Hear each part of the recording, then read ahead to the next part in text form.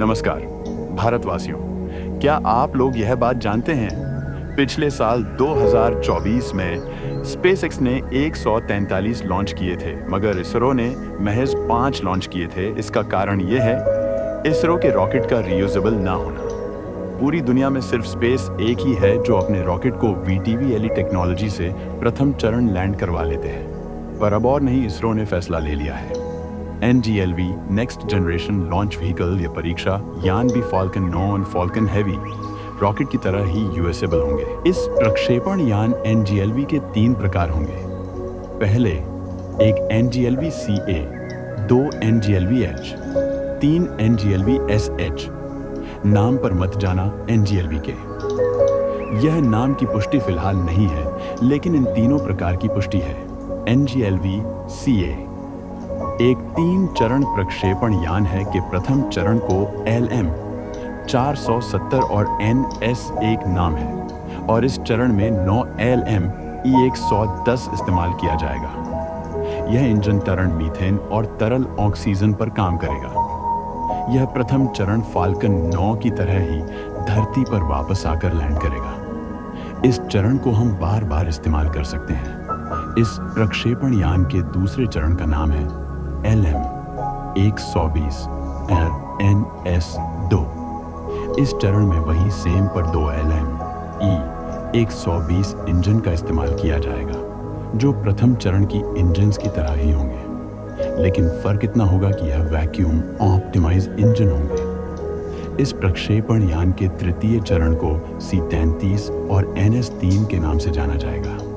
इस चरण में एक CE-20 इंजन का इस्तेमाल किया जाएगा।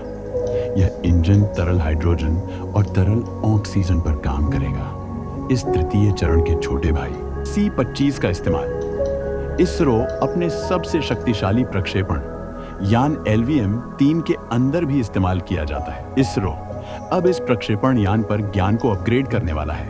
अपग्रेड करने के बाद इस रॉकेट के तीसरे चरण को C-25 से C-32 से चेंज कर दिया जाएगा।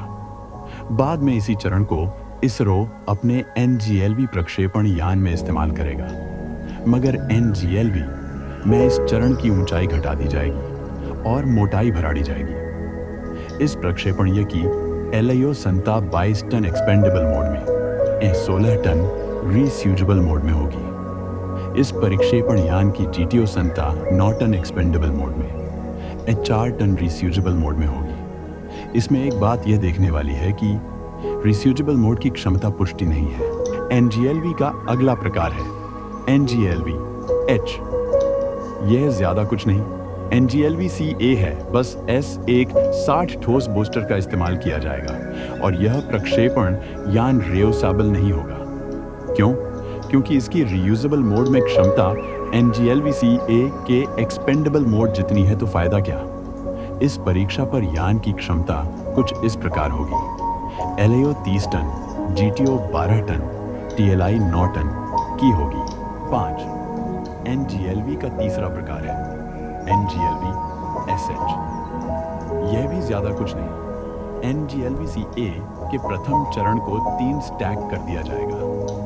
इस प्रक्षेपण यान के प्रथम चरण में 3 LM 4 7 और 2 7 LM E1100 इंजन का इस्तेमाल किया जाएगा, या फिर NGLV-SH के प्रथम चरण में 3 LM 500, द्वितीय चरण में LM 160 और तृतीय चरण में C-66 का इस्तेमाल किया जाएगा।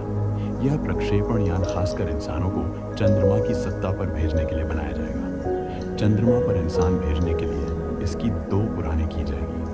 पहली उड़ान में ट्रांसफर स्टेज और दूसरी crew module service module ascender module launch किया जाएगा।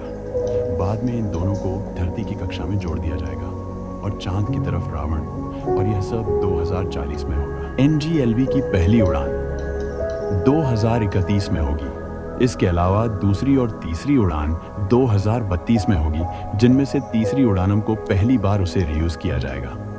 इसमें होने वाला LME 1100 इंजन एक ओपन गैस जनरेटर इंजन होगा, जिसमें तरल मीथेन और तरल ऑक्सीजन का इस्तेमाल किया जाएगा। और इस प्रक्षेपण यान के तीसरे चरण में CE-20 इंजन यह भी एक open gas generator cycle engine होगा, जिसमें तरल हाइड्रोजन और तरल ऑक्सीजन का इस्तेमाल किया जाएगा। धन्यवाद मेरे भारतवासियों इस वीडियो को देखने के लिए। तो इस वीडियो को कीजिए आप सब लाइक, सब्सक्राइब, कमेंट, शेयर। जय हिंद।